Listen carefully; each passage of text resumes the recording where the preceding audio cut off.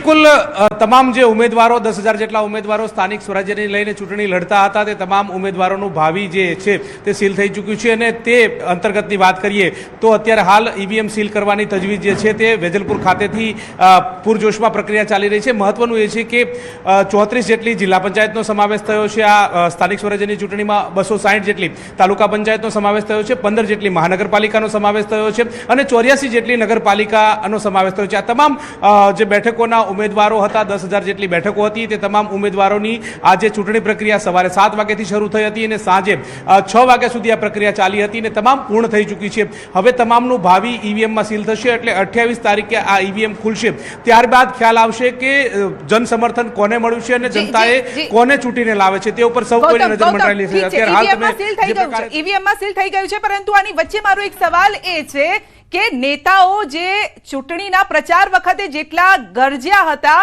શું મતો એટલા વરસ્યા હશે તેમના ઉપર? કારણ કે અનેક વાયદા કરવામાં આવ્યા છે।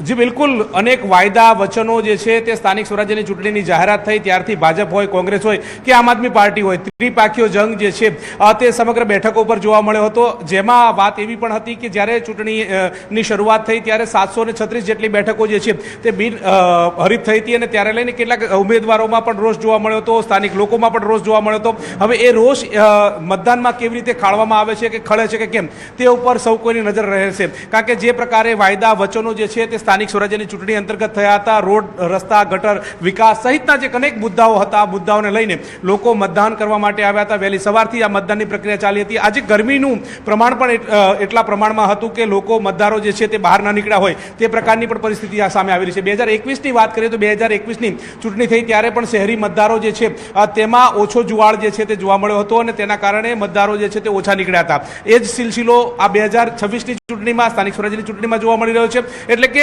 આમ જોવા જઈએ તો ઓલ ઓવર 50% જેટલું મતદાન જે છે તે થયું હોવાના આંકડા 5 વાગ્યા સુધીમાં મળ્યા છે।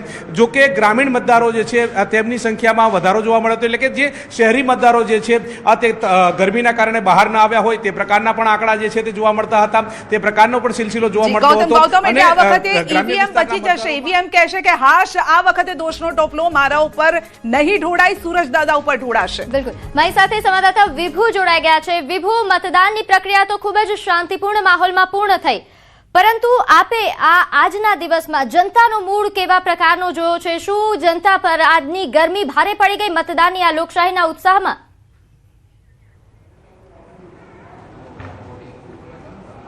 બિલકુલ, કારણ કે જે રીતે સ્થાનિક સ્વરાજની ચૂંટણી માટેનું મતદાન પૂર્ણ થઈ ગયું છે, પરંતુ મતદારોને બૂથ સુધી પહોંચાડવામાં જે ઉમેદવારો છે તેને પણ પરસેવો છૂટી ગયો છે, કારણ કે 44 ડિગ્રી તાપમાન અમદાવાદ શહેરનું હતું અને અત્યારે આ પ્રક્રિયા પૂર્ણ થઈ ગઈ છે। આપણે બતાવવા માંગીશ કે જે રીતે આજ માહોલ જોવા મળી રહ્યો હતો, એટલે વહેલી સવારે કતારો જોવા મળી હતી, પરંતુ 11 વાગ્યા પછી તમામ બૂથ ઉપર જે ગણ્યા ગાંઠ્યા લોકો છે તે જોવા મળ્યા હતા અને તેનું કારણ છે કે ખૂબ જ ગરમી હતી।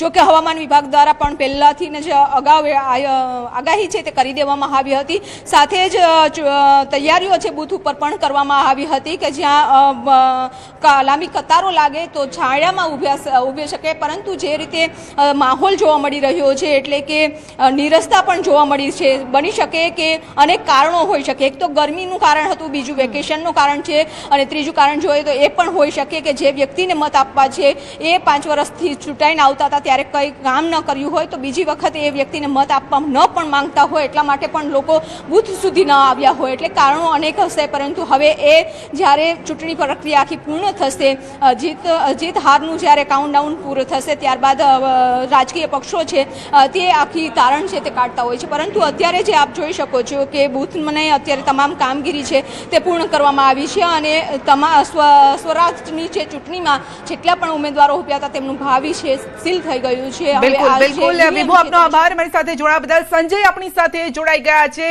જી સંજય, તાપ અને પરસેવા વચ્ચે કેટલાક લોકોએ તેમની ફરજ જરૂર અદા કરી છે, જ્યારે કે કેટલાક લોકો એવા છે કે ઘરમાં બેસીને એસીની ઠંડી હવા ખાતા હતા, હવે એમની પાસે કોઈ જ એવો મોકો નહીં હોય કે તેઓ 5 વર્ષ સુધી બોલી શકે।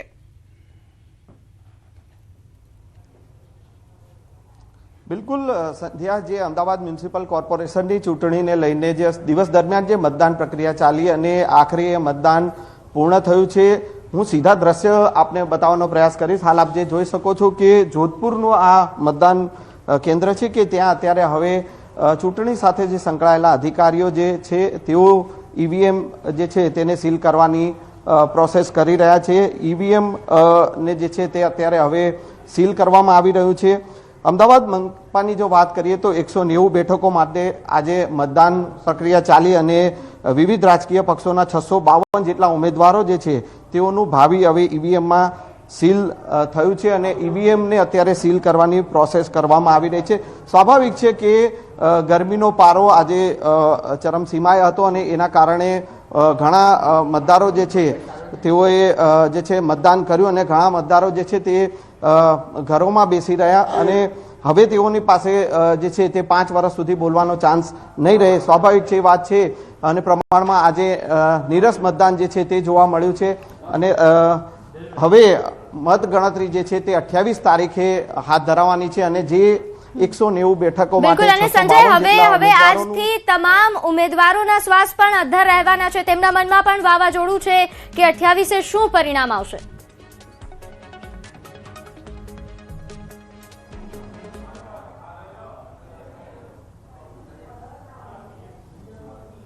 જી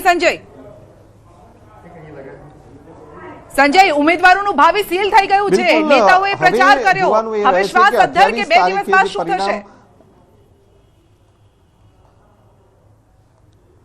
બિલકુલ તમામ નેતાઓ અને રાજકીય પક્ષોના જે ઉમેદવારો જે છે તેઓના શ્વાસ અધ્ધર થયેલા છે કારણ કે પ્રમાણમાં નીરસ મતદાન જે છે તે આજે દિવસ દરમિયાન જોવા મળ્યું છે અને હવે એ ઈવીએમ જે છે તે સીલ થઈ ચૂક્યું છે. એ ઉમેદવારોનું ભાવિ જે છે તે ઈવીએમમાં સીલ થયું છે અને 28 તારીખે જ્યારે મતગણતરી હાથ ધરાશે ત્યારે એ જનતાએ કોના પર પસંદગીનો કળશ ઢોળ્યો છે તે જોવાનું રહે છે. 28 તારીખે મતગણતરી હાથ ધરાશે ત્યારે એ ઉમેદવારોનો ભાવિનો ફેસલો થશે. પરંતુ અત્યારે જે પ્રમાણે દિવસ દરમિયાન નીરસ મતદાન જોવા મળ્યું છે અને મતદારો જે છે તે ક્યાંક ને ક્યાંક મતદાનથી અળગા રહ્યા હોય તેવા પણ દ્રશ્યો જોવા મળ્યા કારણ કે જ્યાં કતારો મતદારોની લાગતી હતી તે જગ્યાએ પાખી હાજરી મતદારોની જોવા મળી. માત્ર એક જ મતદારો જે છે તે મતદાન માટે પહોંચ્યા હતા અને આખરે છેલ્લી ઘડીએ જ્યારે મતદાન કરવા માટે પણ ઉમેદવારો પહોંચતા હોય તેવા પણ દ્રશ્યો જોવા મળ્યા અને હવે